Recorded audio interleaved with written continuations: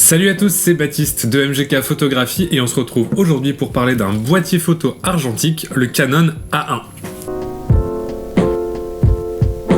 Pour commencer par un petit point technique et historique, le Canon A1, c'est le haut de gamme de la série A de chez Canon. Alors la série A, c'est une série qui comprend non seulement le Canon A1, mais aussi l'AE1, la V1, la T1 et d'autres boîtiers qui commencent tous par la lettre A et qui s'étendent à peu près de la fin des années 70 jusqu'à la fin des années 80 environ. Qui dit boîtier haut de gamme dit fonctionnalités nombreuses et vous allez voir quand on va en faire le tour que le Canon A1 finalement diffère pas trop des boîtiers numériques actuels. Alors tout d'abord, vous allez trouver le mode programme qui est le mode tout automatique qui a fait la gloire de Canon dans les années 70 et 80, qu'on retrouve aussi notamment sur l'A1 programme. Vous avez également un mode priorité à la vitesse où vous allez choisir la vitesse sur le boîtier et laisser l'appareil photo choisir de lui-même l'ouverture sur votre objectif pour avoir une exposition correcte. Les vitesses sur le Canon A1 vont du millième de seconde à 30 secondes, et bien évidemment il y a une pause bulbe. Vous allez trouver également un mode priorité à l'ouverture, où là vous allez choisir sur le boîtier quelle ouverture appliquer, il va choisir automatiquement la vitesse pour avoir une exposition correcte. En termes des petites fioritures de détails qui renforcent la capacité de ce boîtier à s'imposer dans le haut de gamme de la série A,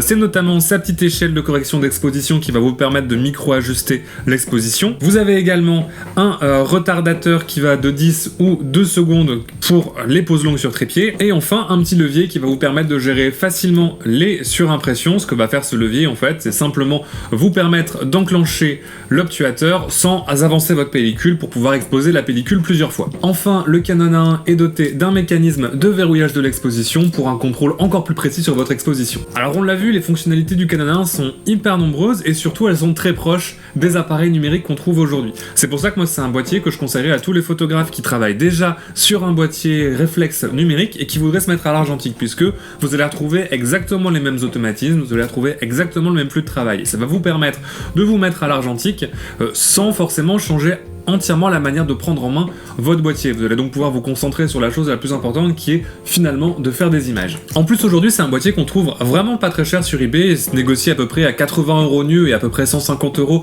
avec un objectif, donc c'est vraiment des prix très très bas pour un boîtier de cette qualité.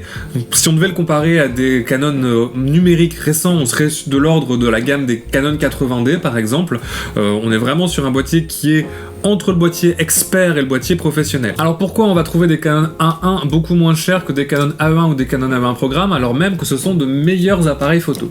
Alors tout simplement parce que les Canon AE1 et A1 programme bénéficient d'une sorte de statut d'appareil mythique et légendaire, parce que ce sont des appareils effectivement qui ont permis à Canon de se positionner numéro 1 à l'époque sur le marché de l'appareil photo. C'est des appareils qui sont empreints d'une sorte de nostalgie par pas mal de personnes et qui sont en plus vendus à des milliers d'exemplaires que donc beaucoup de personnes retrouvent dans leur cave ou dans leur grenier.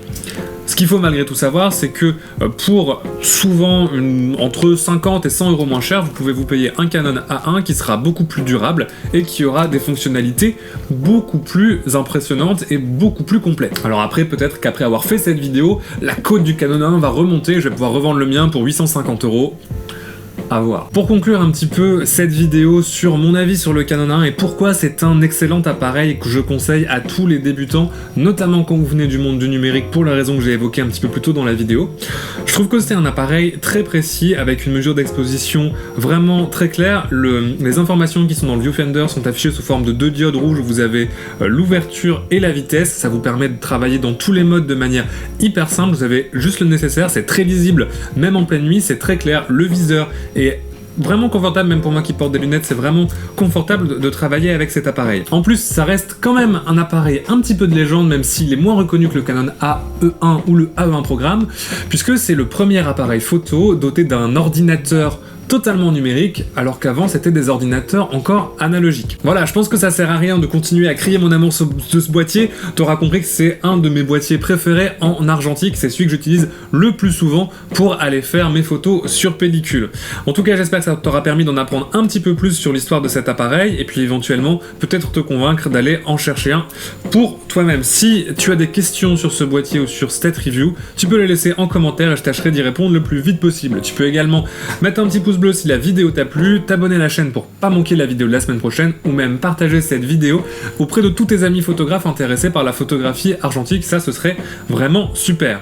Moi je vais te laisser avec une sélection de photos prises avec différentes optiques montées sur ce boîtier pour que tu puisses te rendre compte de la qualité des images produites par l'appareil et on se retrouve la semaine prochaine pour une prochaine vidéo.